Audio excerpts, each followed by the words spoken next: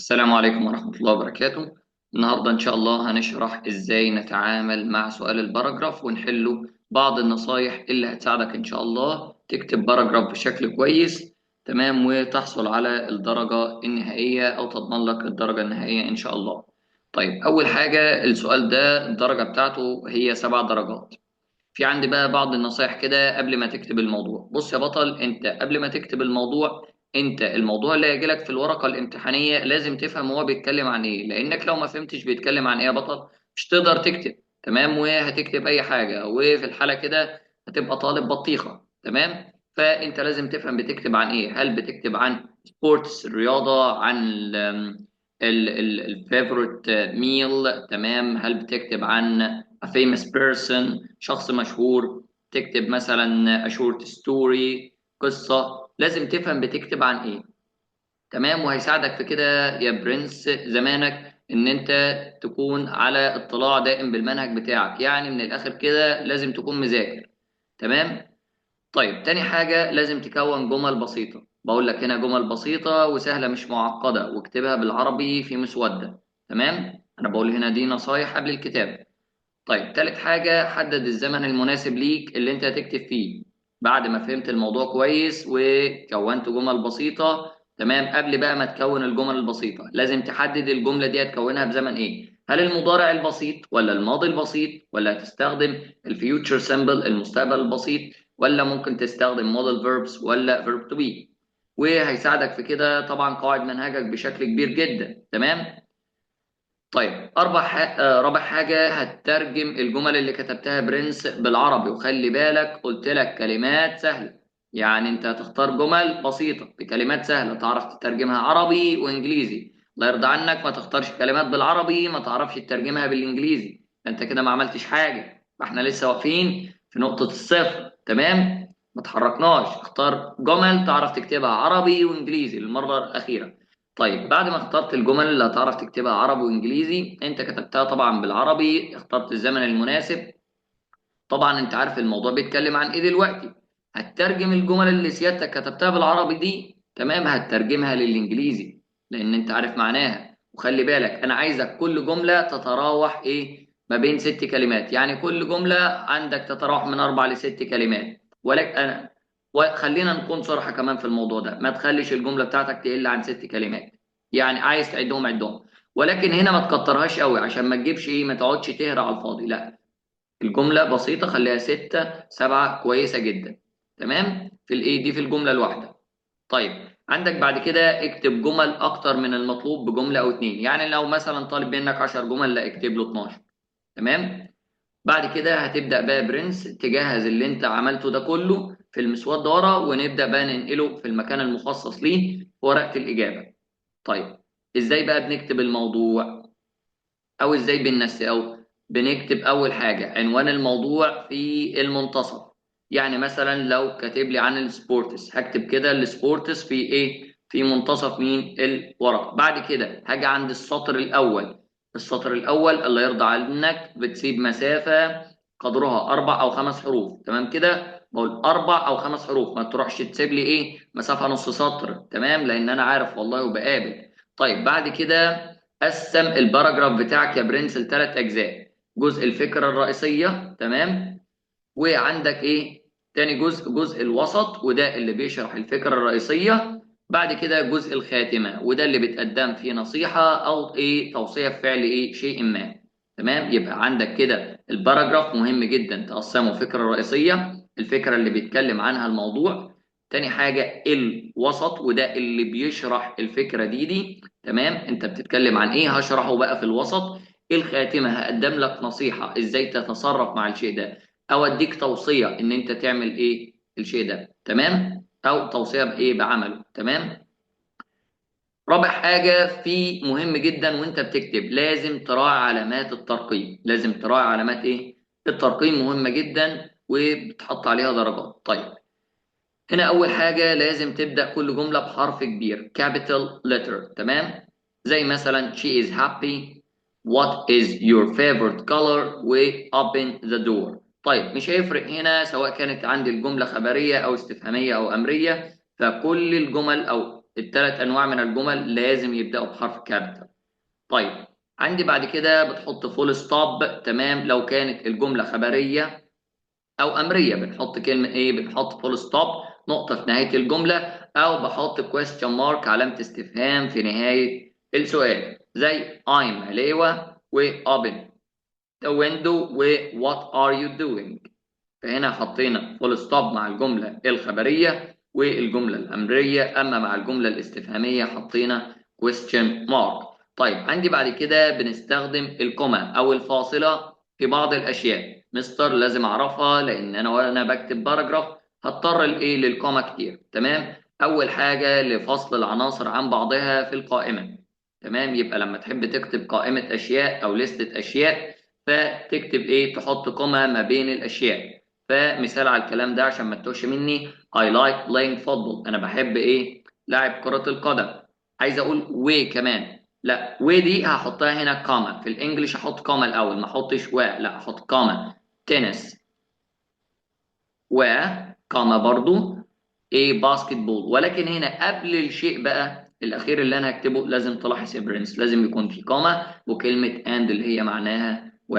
يعني اكتب براحتك، عايز تكتب 20 20 20 لسته 20 حاجه بتحبها براحتك، ولكن قبل اخر حاجه حط لي كاما وكلمه اند، تمام، وانهي لي. طيب بحط الكاما برضو بعد كلمه يس او كلمه نو، فاقول يس شي از او no she isn't. اوكي طيب قبل وبعد المخاطب، الشخص اللي انا بكلمه سواء كان في بداية الجملة او في نهاية الجملة بحط بعديه كوما، قبليه او بعديه كوما. اوكي طيب عندي هنا علي كوما where are you going. طيب هنا معذرة دي هتكون going، هنا علي يا علي where are you going، اين ايه، اين انت ذاهب.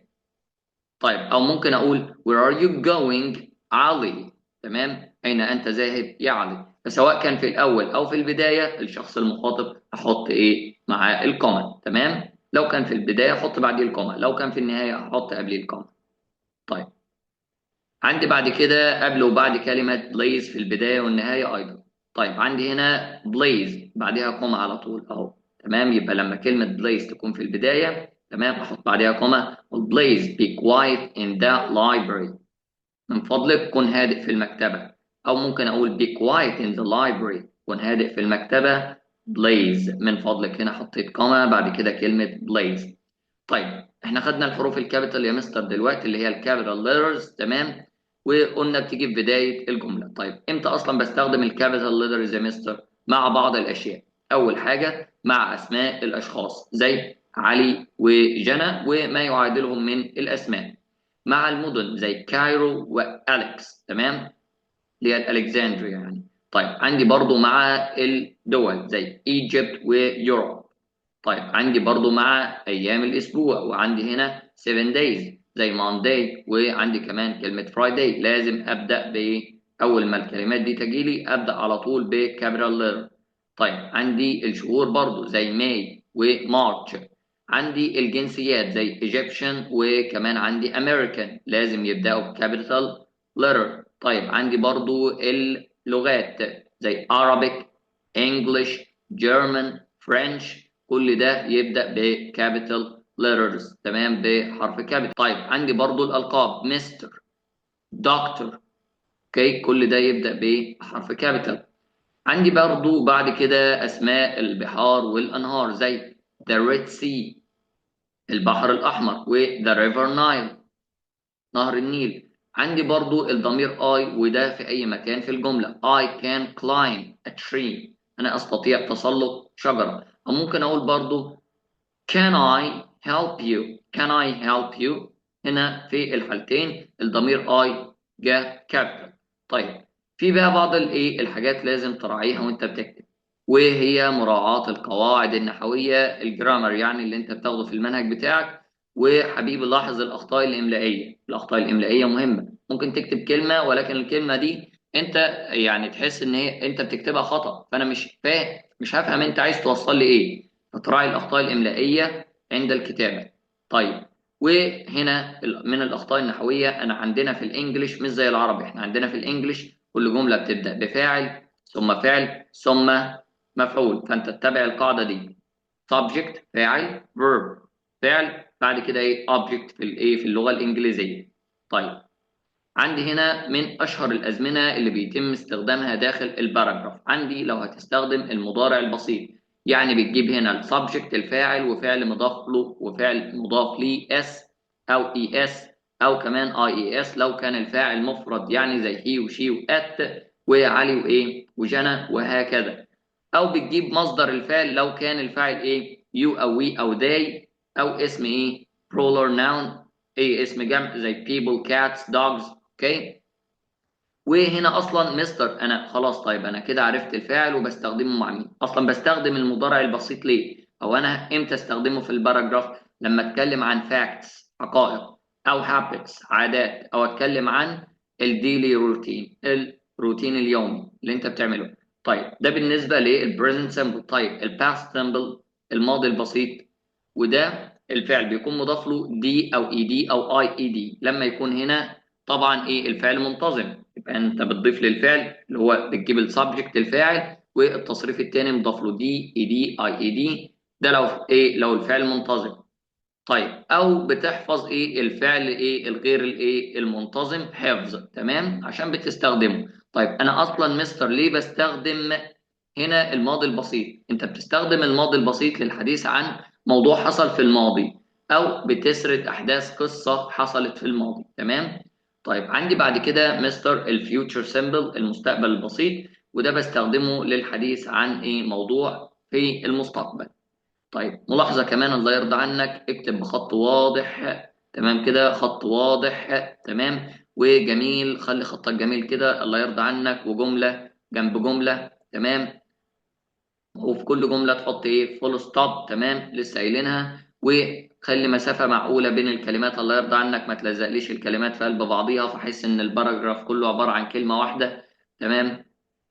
واكتب على سطر وسيب سطر، خلي مسافة كده، اكتب على سطر ما حدش بيجري وراك ولا الورق هو ايه هيخلص منك، لا اكتب على سطر وسيب ايه سطر، خلي كده خطك ايه جميل وواضح ومنظم عشان نفهم. طيب عندك هنا مثال yesterday I met my friends we went to the stadium we played a football. لو لاحظت هنا الجملة بادئين ايه فيها ايه كل حرف بقى ايه الجملة بادئة فيها بحرف كابيتال، تمام. الجملة دي او الفقرة دي معانا بادئة بايه بحرف كابيتال، تمام. yesterday I we اوكي we again، وكل جملة هنا منتهية بفول ستوب، تمام. وهنا لما احتاجنا نحط كوما حطيناها بعد ظرف الايه الزمان yesterday. فالدنيا تمام، وشايف هنا المسافة ما بين الايه الكلمة واختها، تمام. طيب وبرضو الحروف بيناتها مسافة، فأنا مش بقول لك خلي خطك زي الخط بتاع الكمبيوتر، لا أنا بقول لك خلي خطك منظم زي كده، تمام. طيب تالت حاجة برضو لازم الأفكار تكون مرتبطة بالموضوع، يعني أنا مش بكتب عن السبورتس أنت تروح مثلا كاتب لي عن الطبخ، ده حاجة وده حاجة تاني، ده أحمد وده محمد، تمام. فالله يرضى عنك لو اكتب عن ايه، خلي الافكار اللي انت بتكتبها كده مرتبطه بالموضوع، ما تروحش تجيب لي افكار من المريخ، تمام، وتيجي ايه تحطها لي في الموضوع اللي انت بتكتبه. والله يرضى عنك برضو خلي التسلسل منطقي، يعني التسلسل في الاحداث خليه يكون منطقي، يعني خليني انا كده بقرا الباراجراف افهم ايه اللي كان في الاول وايه اللي بعد اللي في الثاني وايه الشيء اللي في الاخر، تمام. زي ما قلت لك في البدايه هتقسم الموضوع لثلاث اشياء، لفكره رئيسيه وعندي هنا الوسط وده بيشرح الفكره الرئيسيه، والخاتمه بتدي نصيحه او توصيه بعمل ايه في الموضوع او الموضوع نفسه، تمام. فانت خلي التسلسل يكون منطقي بالثلاث اشياء اللي انا قلتهم لك دول. طيب عندي بعد كده عبارات بتقوي الباراجراف، تمام، وبتخليه متماسك. وعندي هنا عبارات الإضافة، تمام. ودي لما بحب أضيف أشياء، وطبعا هناخد عليها مثال على الأشياء كلها دي اللي هنشرحها عشان عارف إن أنت هتهمني. أول حاجة في عبارات الإضافة عندي كلمة furthermore، كلمة furthermore علاوة على ذلك، وعندي برضو كلمة moreover علاوة على ذلك، وعندي كلمة besides بالإضافة إلى ذلك. كل دول بستخدمهم عند إضافة إيه مزيد من الكلام أو مزيد من الأشياء للباراجراف بتاعي. طيب عندي بعد كده عبارات التناقض، ودي تمام عبارات التناقض ودي بستخدمها تمام لما هقول شيء مناقض للإيه للكلام بتاعي، تمام. فاقول احنا مثلا عندنا الكثير من الاراضي الايه الرطبه، تمام، ولكن نفقد ايه الكثير منها كل عام. فهنا احنا عندنا الكثير ولكن هنا ايه بنفقد الكثير منها كل عام، فهنا الايه الكلام متناقض، تمام. طيب عندي برضو هنا بستخدم في العبارات المتناقضه، تمام، عندي كلمه also، كلمه however، وكلمه on the other hand، تمام. بعد كده عندي عبارات التوضيح، ودي اللي هتوضح الشيء، تمام. بقول لك I like fruit، أنا بحب الفواكه. طيب على سبيل المثال for example apples oranges، okay، like مثل apple oranges such as مثل apple oranges، okay، and figs and so on anything. طيب عندي بعد كده عبارات الختام، لما تحب تختم تقول عبارة من العبارات دول، فتقول to summarize لكي نلخص، to summarize لكي ايه نلخص، finally في النهاية، in conclusion في الختام، تمام. وتقول اللي انت عايزه في النهاية، تقدم النصيحة بتاعتك بقى او توصية بالموضوع. مثال على الكلام اللي انا قلته ده I like healthy food، انا بحب الطعام الايه الصحي. moreover علاوة على ذلك، تمام، هضيف حاجة بقى تاني it gives us energy، it gives us energy ده بيدينا الطاقة، فأنا ضفت هنا إيه شيء. أنا بحب الطعام الصحي ولكن إيه اديت إيه رابطة إضافة، ده الطعام الصحي ده بيدينا طاقة. أقول بقى على سبيل المثال for example على سبيل المثال I eat fruits، أنا باكل إيه فواكه. طيب زي الفواكه دي زي إيه for example على سبيل المثال like such as apples. طب عايز اقول apples وحاجات تانية كتير يا مستر، اقول apples comma oranges comma figs comma and اوكي، واقول مثلا pineapples، اوكي. فهنا قبل النهاية حطيت كوما وكلمة ايه and، تمام. وده بالنسبة لايه لبعض التعليمات هتتبعها اثناء الكتابة وانت بتكتب الباراجراف. بس كده، سلام، اشوفك في حلقة جديدة ان شاء الله.